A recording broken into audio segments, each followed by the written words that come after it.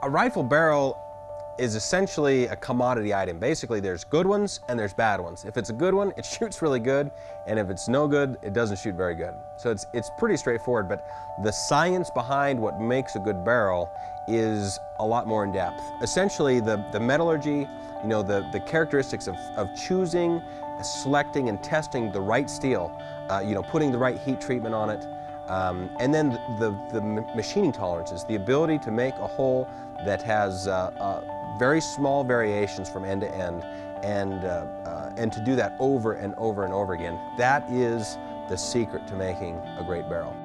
When you look at a rifle barrel and how it's fit to an action, essentially it's all about that thread joint. So having something that is very concentric and having very great surface finish on those threads and a square shoulder allows that barrel, even if it does come apart in the thread joint, to return to the same position. And you won't get that when you're hand turning threads. If you can only turn it a couple hundred RPM versus a couple thousand RPM, you'll see a significant difference in the thread finish. And that's one of the things that we found was very important when it came to making a repeatably accurate rifle. We use a directional muzzle brake on 90% of our rifles. So if you're shooting prone, it just keeps the stuff from blowing off the ground. They're a little quieter.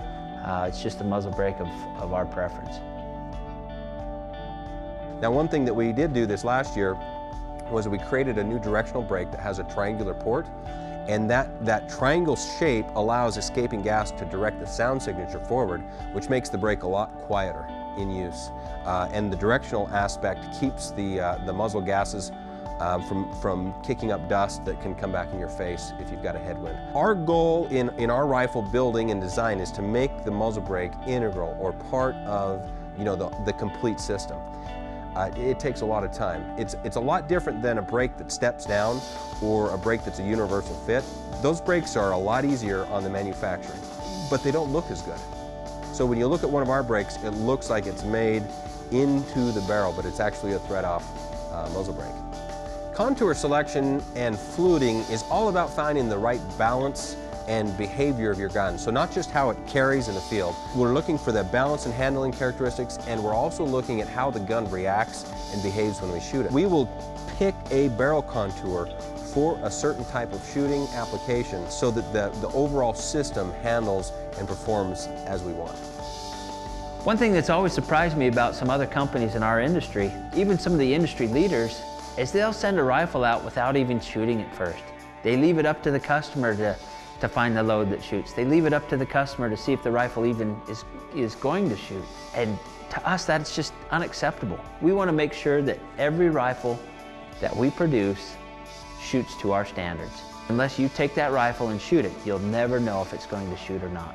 Again, bottom line is we're building a product that has a satisfaction guarantee, and how we can do that is by testing every barrel that we use to make sure it's achieving the accuracy standards that we've set, and making sure that that rifle's zeroed, and when it comes to you, it's ready to go out of the box.